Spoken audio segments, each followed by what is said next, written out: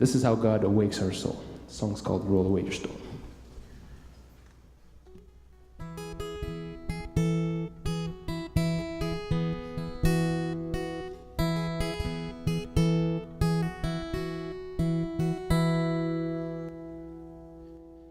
Roll away your stone, I'll roll away mine.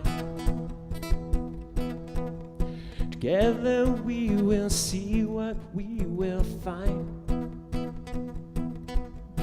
Don't leave me alone at this time, for I'm afraid of what I will discover inside.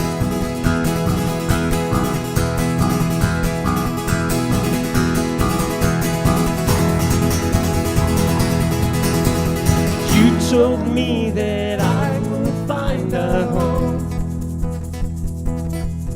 beneath the fragile substance of my soul, and I have filled this void with things unreal, and all the while my character is steel. Darkness is a harsh word, don't you think? Yet it dominates the things I see.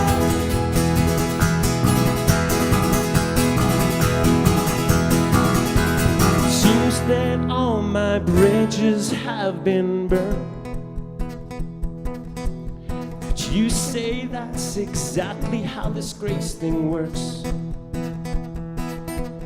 It's not the long walk home that will change this heart,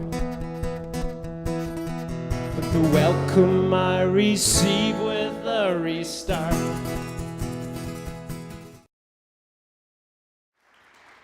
So how exactly does God wake up a human soul?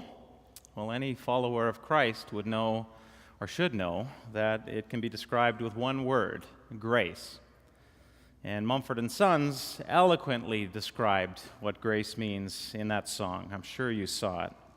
It seems that all my bridges have been burned, but you say that's exactly how this grace thing works. It's not the long walk home that will change this heart, but the welcome I receive with a restart. So a friend, Meg, when she offered her commentary this week via email to me, quotes that line and then says in quotes, "Prodigal son, anyone?" You know the story. He takes half of Dad's loot, the family estate, goes to another country, blows it all on wine, women, and song. There's a recession, 2008 type of financial crash in that country. Everybody loses everything, and he has to come home with nothing. He doesn't even have a hat to put in his hand. Torn and tattered, no shoes, nothing, thinking, well, I'm never going to be a son again. I can just be a servant in my dad's house. So he's working this speech about how he's going to convince his father, just let me be a servant in your house. And the reaction had nothing to do with that long walk home.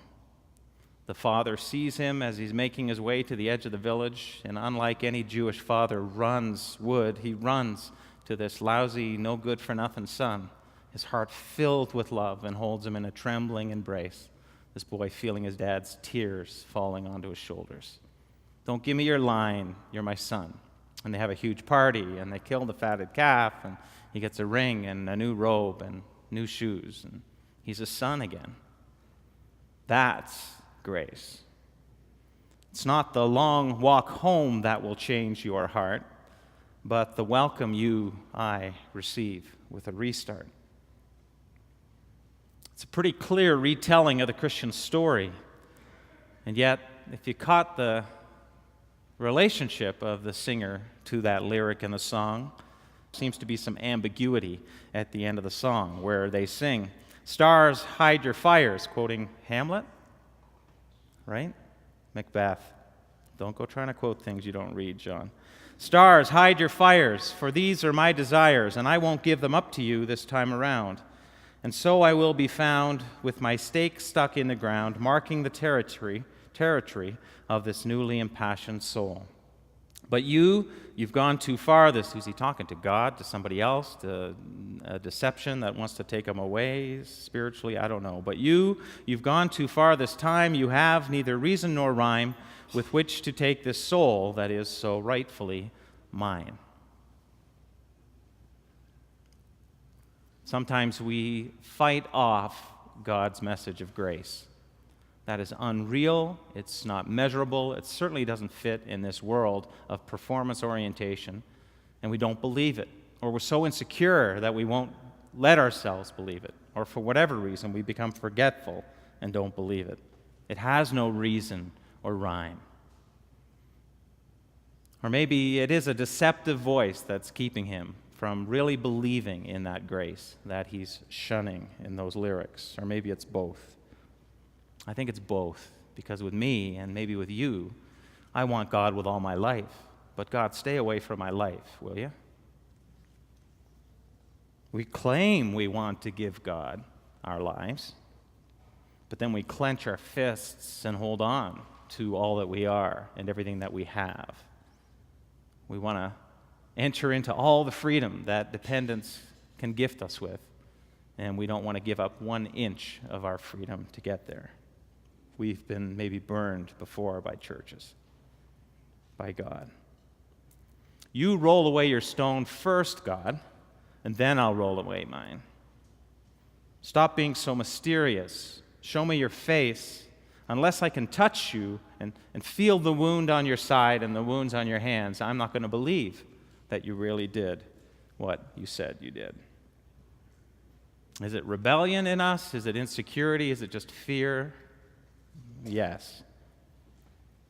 Whatever it is driving you, I'm sure you've come to the point after a few rounds of just holding on so tightly where you realize this is not working and I am not getting where I need to go and being who I'm meant to be, and my soul doesn't feel awake and alive. Nothing gets us there but one thing. Nothing gets us home but that one thing. In their lyrics, you told me that I wouldn't find a home within the fragile substance of my soul, and I have filled this void with things unreal, and all the while my character it steals. Surely you've felt that sapping power, chasing after work above everything, making an idol out of it, or chasing after sex, or stuff online, or gambling, or booze, or whatever your addiction of choice is. St. Augustine said, "You made us for yourself, and our hearts find no peace until they rest in you." The great scientist and theologian Blaise Pascal said, "There is a God-shaped hole in every man and woman that only God can fill." And still we struggle and we battle with giving our hearts to that home. And God's glorious response to you and to me as we're working on that speech on the road of our lives, journeying for the few 20, 30, 40, 70, 80 years we've been given, his response to you is that he waits and he promises and he still says, "You're mine. And you've always been mine, and I will wait for you, and I don't care how long it takes, because my love for you is so immense and doesn't care whether you've blown it again and again. And it's not about that. It's a new rule, a new word, this grace thing. You belong to me. You're a giddy thing, a God-made thing. I have a place for you. A home. And his love will never betray you, dismay, or enslave you. It will set you free to be more like the person you were made to be. There is a design, an alignment to cry at your heart, you see, the beauty of love as it was made to be. Jesus says, "I have come so that you can have life I want you to have it in the fullest way possible. And the way you find it. How do I follow you, Jesus? Somebody once asked.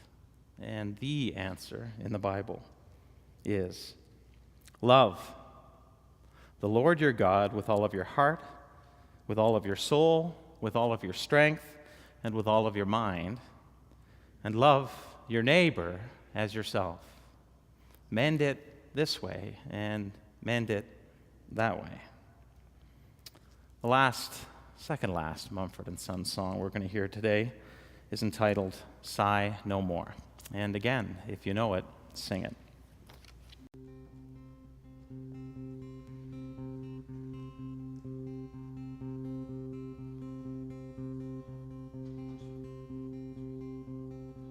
Serve God, love me, and men.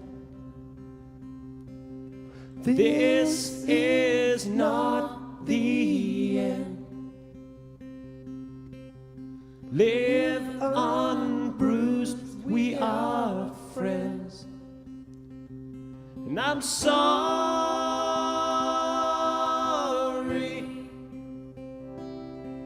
And I'm sorry.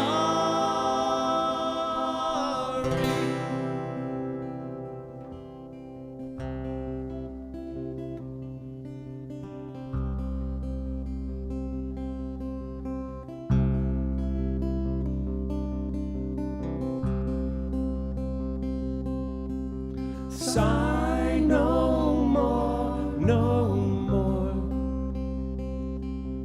One foot in sea, one on shore. My heart was never pure. You know me, and you know me. And man is a giddy thing. Oh, man is a giddy thing. Oh, man is a giddy thing. Oh, man is a giddy thing.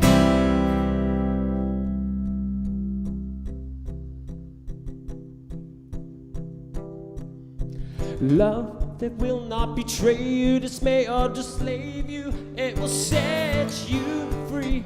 Be more like the man you were made to be.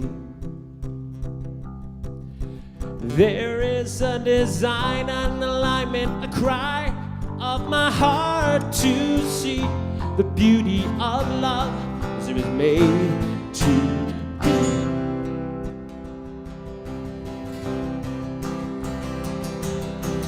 Love that will not betray you, dismay or enslave you. It will set you free. Be more like the man you were made to be.